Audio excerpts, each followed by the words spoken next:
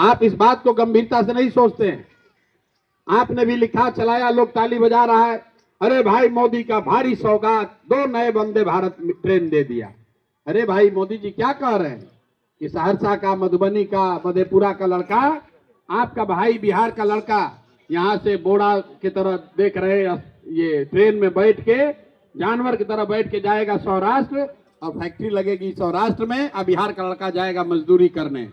आजादी से पहले अंग्रेजों ने भी तो यहाँ से लोगों को स्टीमर पर बैठा कर ले गए थे, अंग्रेज भी तो ले गए थे मॉरिशस में, फिजी में, त्रिनिदाद में, कि चलिए वहीं पर आप खेती कीजिएगा। आपके हमारे 4-5 पुश्त पहले के पूर्वज वहां जाकर किसान बन गए, मजदूर बन गए। अब 3-4 पुश्त संघर्ष करने के बाद कुछ स्थिति सुधरा है, वहां पर भी कब्जा करके सब अब हो गया वहां का राजा। लेकिन यहाँ से हम लोग को इन लोग ढो ढो के ले जा रहा है गुजरात, महाराष्ट्र। ये बहुत बड़ा अपमान का विषय है। आप बताइए, वंदे भारत ट्रेन खाली बिहार से चल रहा है भाई, मध्य प्रदेश से भी चल रहा है, उत्तर प्रदेश से भी चल रहा है, गुजरात से भी चल रहा है।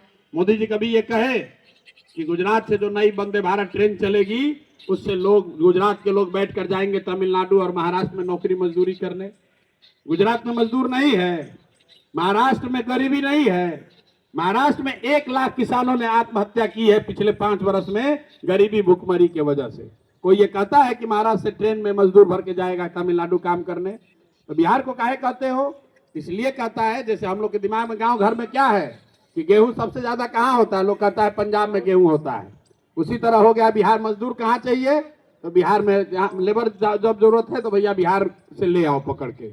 हमको एक कर्नल साहब मिले थे, आपको मैं बताता हूँ, उन्होंने कहानी सुनाई।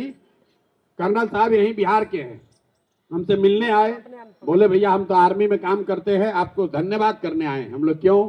बोले कि आप जो काम कर रहे हैं इससे बहुत हम इंस्पिरेशन हमको मिलता है। और हम अपने ऑफिस की एक घटना उन्होंने सुनाया। ये कर्नल, अपने कर्नल है, उनका जो सामने असिस्टेंट रहा होगा, एक दिन ऑफिस गए तो आप देखते हैं आर्मी कैंटोनमेंट में घास फूस बढ़ जाता है, तो आप देखते होंगे आते जाते कि वहां उसको काटता है, वो लेबर नहीं लगाता है, खुद ही जो सैनिक होते हैं उन्हीं लोग से कटवाता है।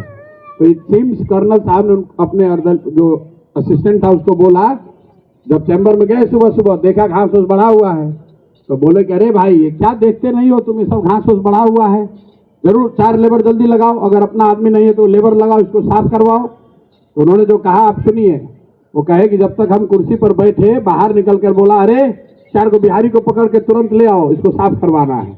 उसको ये भी नहीं पता है कि उसका बॉस भी बिहारी है, लेकिन मजदूर लाने का मतलब है कि 4 बिहारी को पकड़ के ले आओ, ये घास साफ कराना है। ये बिहार की आपकी हमारी छवि बन गई है, इसको सुधारना है तो बिहार के लड़कों को खड़ा होना पड़ेगा। किसी की भक्ति नहीं करनी है, प्रशांत किशोर की भी भक्ति नहीं करनी है, जन स्वराज को का पर भी अंधविश्वास नहीं करना है। बिहार सुधरना चाहिए। दूसरी एक और बात हम लोगों ने कही अभी चुनाव के नजरिए से, कि अगर जन स्वराज से भी कोई गलत आदमी खड़ा होता है, उसको भी आप बिल्कुल हराइए, वोट उसके खिलाफ देकर हराइए। बिहार जीतना चाहिए। बिहार तब जीतेगा जब अच्छे लोग चुनकर आए, चाहे वो जन स्वराज से जीते, भाजपा जीते, राजद से जीते। अब कुछ जिसको थेतराई करने की आदत है कहता है भैया आप गलत काहे दीजिएगा। हम पूछे उससे, अच्छा ये बताओ आईएएस का एग्जाम होता है, कितना आदमी का टेस्ट ले रही है सरकार? 10 लाख आदमी एग्जाम देता है, प्रीलिम्स पास किया, मेंस किया, इंटरव्यू किया, सरकार क्यों सिलेक्शन करती है कि अच्छा होशियार समझदार आदमी को हम आईएएस बनाएंगे। इतना प्रक्रिया करने के बाद भी जो लोग आईएएस बहाल हो रहे हैं, 100 में 90 चोर होता है। तो कोई भी प्रक्रिया कीजिएगा उसमें चोर बदमाश घुसिए जाएगा, कुछ गलती हो सकती है। हमने पहले स्वीकार किया है कि भाई हम टिकट बांटने में जो सब सुविधा, सब प्रयास करेंगे कि अच्छा से अच्छा आदमी को ही जनस्वराज से मौका मिले। लेकिन अगर उसमें कोई गलती से आ गया जो आपकी नजर में अच्छा नहीं है, जो बिहार के हक में नहीं है, तो उसके भी खिलाफ कैंपेन कीजिए, उसको भी हराइए। हर हालत में बिहार में अच्छा आदमी जीतना चाहिए। जब तक ये बात नहीं होगी तब तक बिहार में सुधार नहीं होगा।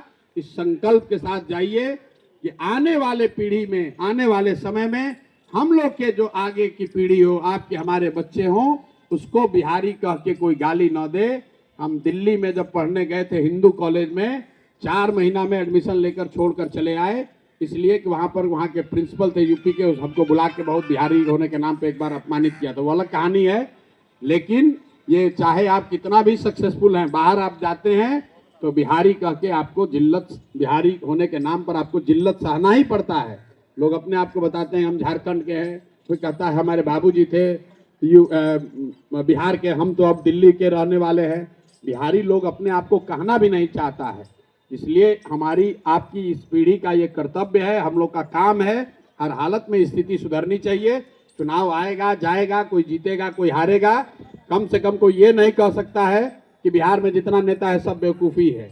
अगर जन स्वराज का कोई नेता खड़ा होकर अच्छा बोल रहा है तो मध्य प्रदेश का आदमी भी कहता है ना भाई अच्छा, बिहार में ऐसा भी नेता होता है। बिहार में ऐसे भी लोग हैं जो अंग्रेजी बोल सकते हैं, फ्रेंच बोल सकते हैं, भोजपुरी भी बोलते हैं, हिंदी भी बोलते हैं। नहीं तो अभी तक छवि यही है कि अरे बिहार का आदमी है, इससे बढ़िया क्या बोलेगा। तो इसलिए आप सब लोग मदद कीजिए, अपनी मदद कीजिए, आने वाली पीढ़ी की मदद कीजिए, अपने माँ बाप और अपने पुरखों की इस जमीन का सम्मान वापस लड़ने की इस लड़ाई में साथ दीजिए। आप यहाँ आए हैं, आप कितने देर आपको रुकना पड़ा उसके लिए माफ़ी भी चाहते हैं। सब लोग लगिए, आपके हाथ में वो ताकत है, अगर आप खड़े हो जाइएगा तभी परिवर्तन आएगा। बहुत बहुत धन्यवाद।